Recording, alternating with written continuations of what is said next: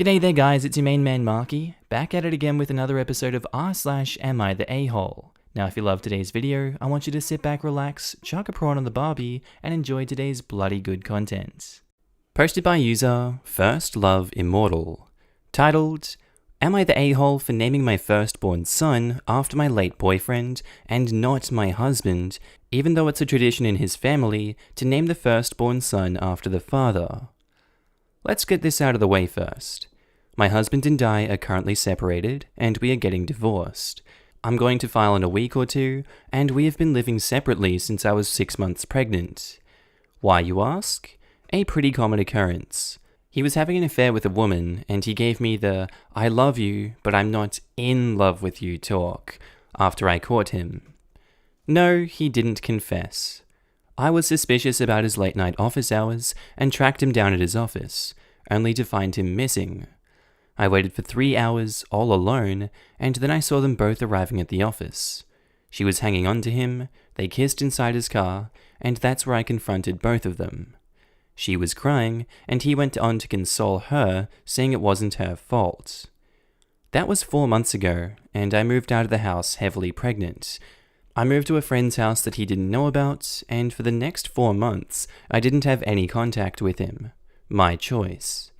I didn't inform him when I went into labor. My sister and best friend were there for me. I gave birth to my healthy baby boy, and named him after my childhood sweetheart Daniel, my first love, who sadly passed away when he was 20 from leukemia. It was the most heartbreaking thing that ever happened to me. It affected me really bad. I lost 40 pounds in a month and had to be hospitalized. I still have a hole in my heart. A part of me was lost forever the day that I lost him.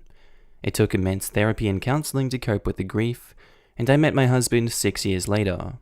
He was the first guy I fell for after Daniel. We got married 2 years later, and after 3 years of marriage, we got pregnant with our first child. I wanted to wait a few more years, but it was he who pushed for a baby. My husband's name is Felipe, and in his family, the firstborn sons are always named after their father, so we decided to name him Phil. However, after our separation, I started experiencing Daniel's presence around me. I was a mess, but I saw dreams where Dan would talk to me and tell me that everything would be okay. Honestly, I feel like Dan's spirit has helped me heal and gave me strength to cope with the breakdown of my marriage. When my boy was born, I named him Daniel. His middle name was after my grandfather, and I gave him my last name. A month later, I contacted my husband and informed him that his son was born a month ago, and that I was going to file for divorce and to chalk out any visitation if he wanted. I had him blocked everywhere for a month. The same day, I reactivated my Facebook and announced the birth of my son with his full name. My husband called me up crying and furious, and told me that I had no right to name his son after some dead guy that I screwed. His family thinks I'm the devil incarnate, and even my mum thinks I went too far. I'm losing my mind here. Am I the a-hole? To the people wondering, I'm not going to deny my husband a relationship with his son. We'll come to a custody visitation plan once we get a court order. For now, he is free to visit his son whenever he wants. The rest would be his choice. To the people asking me if it was his choice to go no contact, and whether he tried to contact or find me, no, it wasn't his choice, and he did try to find me. But he was informed that I was safe and that I would reach out to him once I was ready. Why did I stay away from him and didn't tell him about the baby for 1 month? My emotions were a wreck, and I didn't want to see him or talk to him. I was incredibly toxic to be around, going through hell mentally, emotionally, and physically. I didn't want anything to do with him. I also wanted the first month of my son's life to be a peaceful bonding experience for me and my son. Was it for my mental health? Yes. Was it selfish? Yes. To remind everyone, Daniel isn't just my dead ex, my former boyfriend, my old lover, my ex-boyfriend. His memory is the reason I pushed myself to eat healthy and be alive to survive my pregnancy and give birth to my son. He is my spirit angel looking after me from heaven, and that's why I named my son after him. He was taken from me by fate, but he will always be there looking out for me and my baby. I think this is a very clear case of not the a-hole. I can see why the ex-husband's parents are angry and think she's the a-hole, but that's a them problem. That's not an OP problem. So in their eyes, OP is the a-hole, but I think coming from a voice of reason, a place of logic, OP is definitely not the a-hole in this situation. I see them having no reason to stay with the husband, no reason to even really reconnect like that. Definitely give him, some custody of the son, let him see the son, but I think you write off your obligations to have your family name with the kid, have that child named after you. I think, yeah, you throw yourself under the bus when you cheat like that. That's unfortunate for him. It's unfortunate for OP too, but he's got to accept that. And I think in this situation, OP is definitely not the a-hole. He cheated and left you while you were pregnant. Of course, it's still his son, but giving your baby the name of the man who cheated on you while you were carrying his son is asking too much. Daniel is a lovely name, and I'm sorry for your loss. Please don't think you were selfish. You were not. Your ex lost all rights to that silly name tradition when he cheated. His fault and his problem, not yours. Congratulations on your baby boy. Plus, Daniel is a much better name than Phil. Apologies to anyone that is named Phil. Suggestions for your Facebook page and relatives. I won't name my son after a cheater. Naming is for honoring people with integrity only. Posted by user League Aggravating. Titled, Am I the a-hole for telling my sister and brother-in-law told you so for being dumb parents? My sister and brother-in-law are pseudo-hippies. They have an 8-year-old daughter named Lee. My niece had this boneheaded idea to shave her head, and my sister and brother-in-law had no problem with it. It was self-expression. They asked me to do it since I cut my own son's hair and buzzed my own. I refused. I told them she would be mocked and teased for looking like a boy. Kids look androgynous, and hair and dress are usually the giveaways as to what gender they are. They turned it into a political issue about gender equality, and I told them they can do what they want and believe what they want, but this isn't a political issue. She will be mistaken for being a boy with a buzzed head, and she won't like it. They buzzed her head anyway, a 2 all around, and she looks like my son, except they let her put blue dye. A week later, she has been bawling her eyes out and wants a wig and won't go outdoors without a hat. People confuse her for being a boy, even if she dresses like a girl. Of course, my sister and her husband are making it into a political issue. I told them they were wrong, and now their kid is upset, and they are stupid-ass parents. Also, they screwed up the buzz too. The line is all messed up, and there are uneven patches, but they insist that it's the world that's wrong, and not them. You know what, I don't blame OP for this one. I'm gonna say they're not the a-hole. You can say it's everyone sucks here if you want, that can be your opinion. But I definitely think the parents are the ones to blame in this situation. Screw them for putting that on their kid, convincing their kid that that was a good thing to do. They should have more common sense and have listened to OP. And now this could be a budding insecurity that flowers into, crippling depression or something later down the line. We obviously don't have all the facts in this story, we have a biased view from OP, but I honestly wouldn't put it past that little girl to be insecure about their hair and their identity now. Obviously that's a stretch, but that's my opinion on things. What do you guys think? I think not the a-hole. Everyone sucks here, apart from Lee. Lee is entitled to have her hair how she wants. This is not your business. However, her parents should have explained to her that there are a lot of people out there with your mindset who will judge her and mistake her for a boy before she committed to it. If she then wanted to go ahead with it, that would be Lee's choice, not yours, not her parents. Edit. In response to some replies, OP is an a-hole not because they refuse to take part, that's their choice. But saying I told you so and insisting it's a terrible idea whilst calling them dumb parents is absolutely not constructive. Maybe if Lee was told to think about the consequences and she still wanted to go ahead and have her hair cut, she would have been more prepared for the outcome. As others have said in replies to this comment, it doesn't always end in tears when they've been sat down and had it explained to them how people may react. You know that Lee is an 8-year-old, right? They're not always 100% rational and logical. It's part of the job of a parent to prevent kids from making choices they will regret. You're aware that hair grows back, right? Yeah, and trauma heals with time. But I bet this little girl is going to remember being so embarrassed she wouldn't leave the home for quite a while. Not the a-hole. How the hell is this turned into OP's fault? They refused to take part because they knew how it will go, and they told it. Sister refused to consider, did what girl wanted to do, and now are upset. The whole situation can be blamed on parents, and only parents. If OP helped with cut, the result would not have been the same. Then parents would blame OP for not saying this happens. It's the same thing when parents think giving their child unique names to feel special, and then they are bullied through school.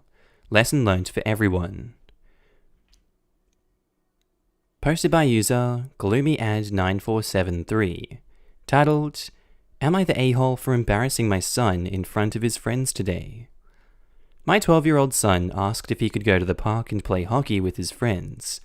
The park has a rink. I asked him who was going to be there, adult-wise, and he said none. So I said nope. He asked why. I told him because last time they played unsupervised, they ended up playing without their helmets. Hockey is fudging dangerous without helmets and without an adult. I told him I didn't completely trust him. It's not personal, I just don't trust a bunch of unsupervised 12-year-old boys. He was very upset and promised he would wear one while playing hockey. He said, Dad, I would not lie to you like that. So I told him he could and dropped him off. All the kids were wearing helmets. I told him I would call him before I picked him up in an hour, but I lied. I just showed up. Half the kids weren't wearing helmets. My son was one of the kids. When he saw me coming towards the rink, he skated over to put on his helmet. I told him not to bother, and we were going. He claimed that he had his helmet on for just a moment. I told him that I didn't care and to get into the car. He asked why. I told him he had 3 seconds to get his stuff or else. 3 seconds passed and I came into the rink and he started packing up. I grabbed him by his jersey and made him leave the rink. Some of his friends were laughing. He cried in the car that I humiliated him in front of his friends. I asked him if it was worth not wearing a fudging helmet. Edit. My son is still giving me a bit of a silent treatment. I told him I was angry because I didn't want to see him get his teeth knocked. He asked me if I was being serious, and that wasn't even a funny thing to say. He still insists he was only without his helmet for a few seconds because he was hot and he didn't want to talk about it anymore. Edit. When I gave my son 3 seconds to pack up, he just stood there defying me. So I had no choice but to outdo him, which is why I grabbed him by the jersey. It was quite easy dragging him because he was still on skates. Edit. One of his friends came over to pick him up to go bowling. When my son came down the stairs, his friend sarcastically told him not to forget his helmet. I don't know whether that was a dig at him or me. I'm gonna go with not the a-hole on this one. That's just proper parenting, and, sometimes you do have to embarrass your kids to get them to learn their lesson. I'd love to know what other forms of parenting are actually effective and get the son to learn his lesson here without being embarrassed. But it's a 12-year-old boy. He was obviously stroking his ego by standing his ground, trying to look cool in front of his friends. You've got to bring them back down to reality at that point. You just have to. He wasn't abusive. He didn't, hurt this son. He didn't do anything besides embarrass him and show him that, hey, I told you can't play. We're going now. This is what happens when you don't follow the rules. I think that's completely fair on OP's end. I don't think he's an a-hole for doing so. He'd be an a-hole for not doing so. What is that? You're not punishing your kid? That would be the a-hole action. He certainly is going to think you're the a-hole. The only thing I'd say was a little unnecessary was grabbing him by the jersey, but otherwise not the a-hole. Heh. He can just tell his son that not wearing a helmet when he was a kid is what caused him to grow up and be so mean and embarrassing. Not the a-hole. When my brother was 15, we had gone on a cruise to Bermuda. My brother met some new friends on the ship, and they left the ship in the middle of the night. My 15-year-old brother was roaming Bermuda with strangers. Mind you, this was 2004, so before 15-year-olds widely had cell phones until 3 a.m. All my mum knew from the ship log was that he wasn't on the ship. He was in a lot of huge trouble. The very next day while they were on the island, my brother wandered off. My mom was ticked, and when she spotted him, my 5'4" mom had her 5'10" son by his scruff, dragging him back over with the rest of us. My point is, kids who break rules are never too old, nor are their egos or reputations ever too fragile to grab them by the ear, scruff, jersey, back under your watchful eye when they are deliberately breaking the rules, and even more seriously, when they are putting their life at risk.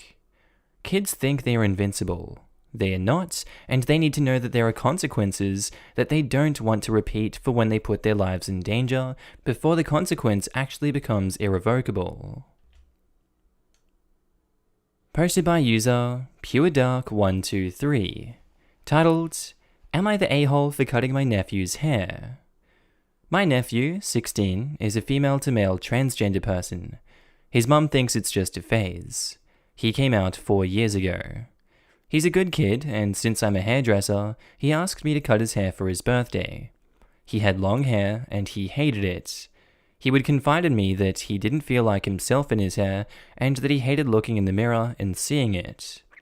His mum forbid him to cut his hair, and still calls him a she, because how certain she is that it's just a phase. I strongly disagree with her. Her son doesn't even feel comfortable talking about his gender, because she either pretends like she can't hear him, or just tells him it's just a phase, you'll grow out of it soon. So, on his 16th birthday, he came over and I cut his hair for him, giving him a hairstyle of his choice. When she's seen his hair, he cried out of joy and hugged me, telling me he never felt more like himself. He went home and my sister was ticked. She called me yelling, telling me that I ruined her daughter's hair, and that I should have never went behind her back to cut her daughter's hair.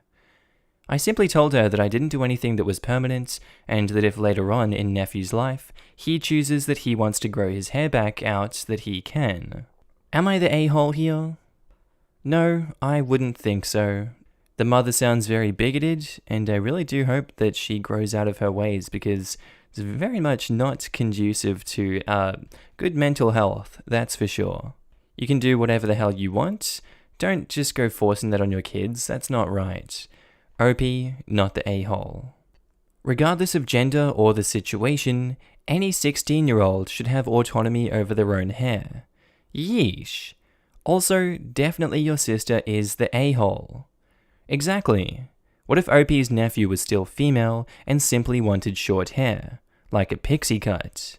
It's just plain ridiculous and solely based on the fact OP's sister is massively in denial about her son. Exactly. It's pure transphobia.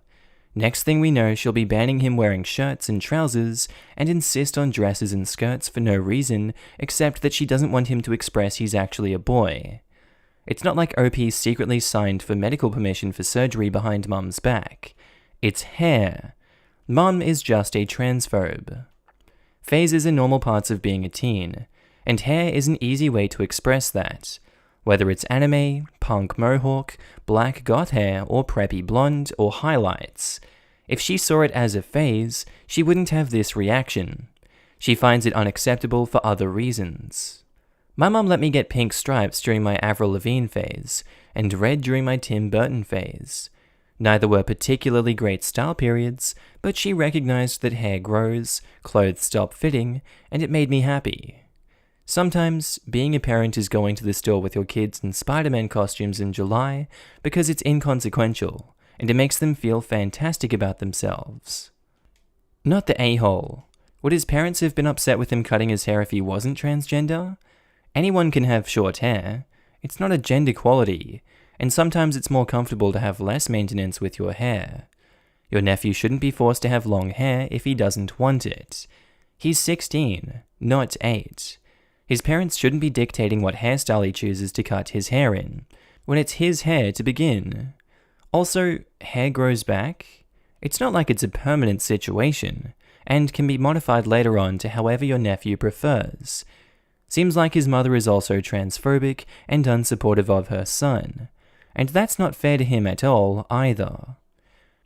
Not the a-hole, even if it is just a phase, he won't ever forget how invalidating and dismissive his mother was about his feelings.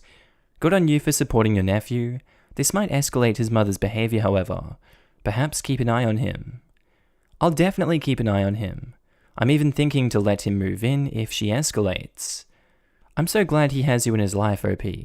Just knowing that you're there, you validate him, and can give him a safe place is so validating. Thanks for being such a great person and aunt. Obviously not the a-hole. Posted by user Outrageous Taste 839. Titled, Am I the a-hole for using my wife's argument against her when it comes to our child? Throwaway title sounds bad, but hear me out. I have a wife who has birthed our son.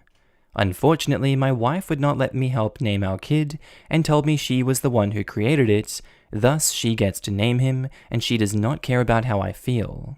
My wife uses this argument all the time and treats me second rate even when I try to help or speak out my mind on opinion. I'm kind of sick of this and I tried to have a proper conversation, but wife refused and told me since I did not birth the child, I don't have an opinion on her parenting. So today, my son had a temper tantrum, and my wife told me to fix it because she was busy drinking alcohol.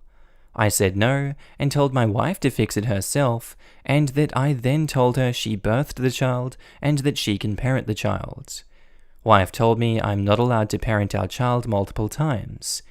I left and played on my console. My wife was furious, and yelled at me for not parenting our child, and telling me I'm a bad husband for not following her wishes. So, am I the a-hole for using my wife's argument against her when it comes to our child? Well, yes, but she also sucks for starting that in the first place. It's a very childish precedent to set. I don't understand where it came from, or I don't understand why she's saying that. There's perhaps a bit more to the story that we're missing, but purely based on what you've given us here, both of you guys are handling this very poorly. Your communication skills are not quite there. You're not empathizing with each other on a mutual level. It's kind of odd to see. But nonetheless, you guys do what you want, I guess. You both suck here and I hope it goes well. Everyone sucks here.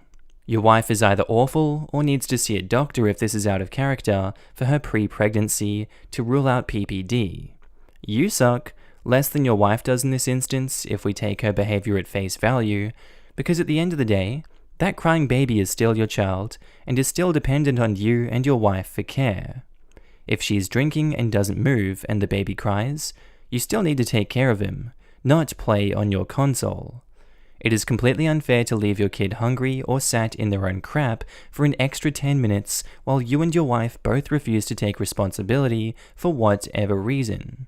He doesn't deserve that. This is the answer. Both parents suck for using their child as a pawn in their conflict. Everyone sucks here. It's kind of a question of whether the ends justify the means, though.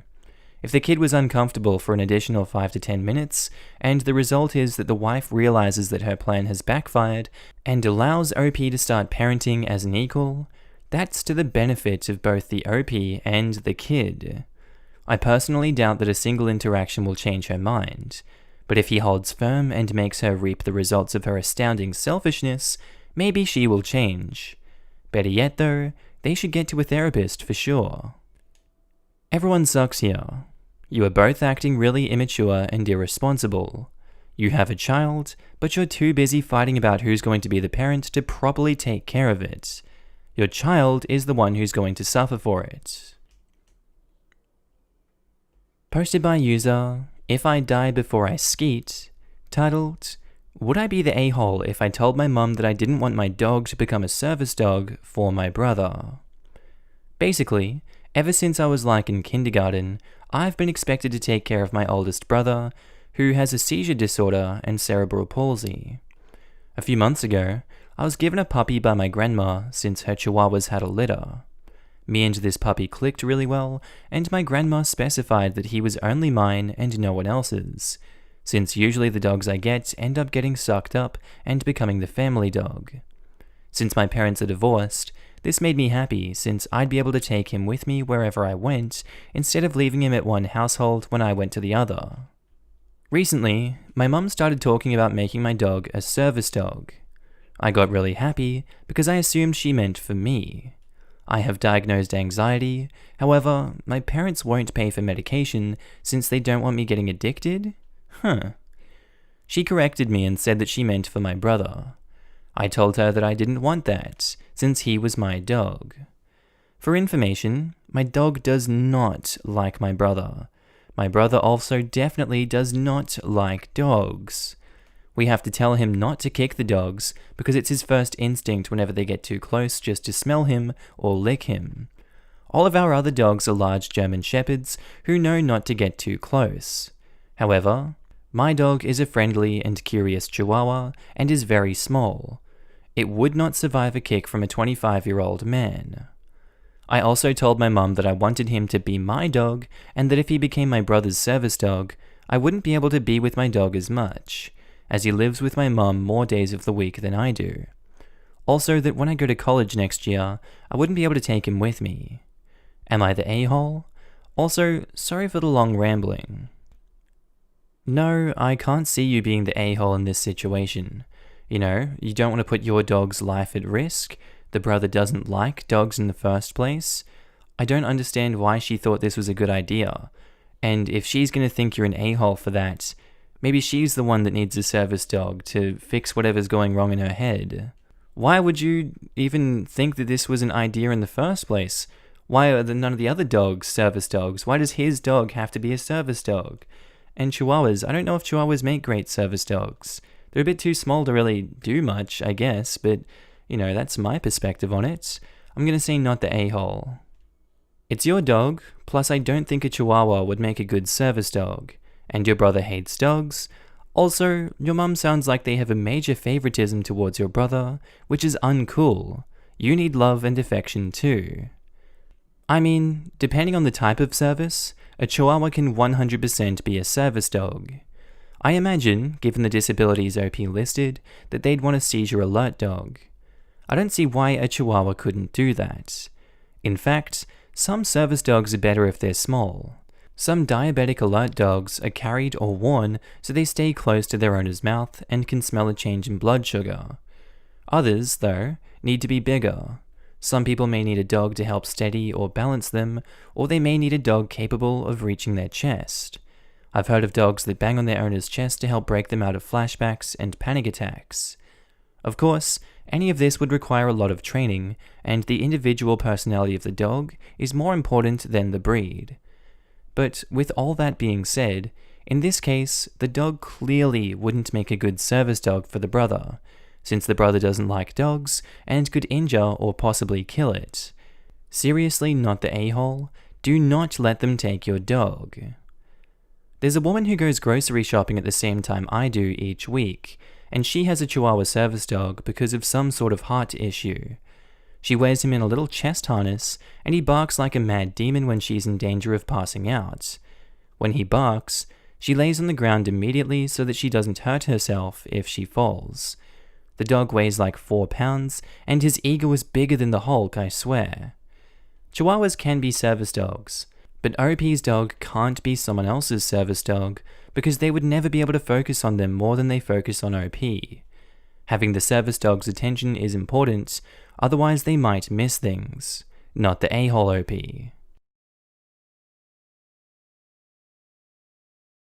Alright guys, that's where I'm going to end today's video. I really do hope you enjoyed it, and maybe even learned something that you didn't know before. If you haven't already, please do feel free to click that like button, as it really does help me in the YouTube algorithm. And if you haven't already and you loved today's video, please feel free to subscribe. I would love it a lot. Also, big shout out to all my Patreon members and channel subscribers. You guys are all up on the screen right now. I love you. I love your faces. Also, I love seeing you guys all chatting down below in the comments. It brightens my day to see the stories that you guys share and just the kind words you guys always have for my videos, as well as everyone else in the videos. I love you too. But honestly, your ongoing support means the world to me, and I just love it so much that you guys are able to support a career for myself that I invest so much time into. And you guys honestly motivate me to work harder each and every day to put more love into the videos for you guys. If you guys have watched this far in the video and you haven't already subscribed on Patreon or become a channel member,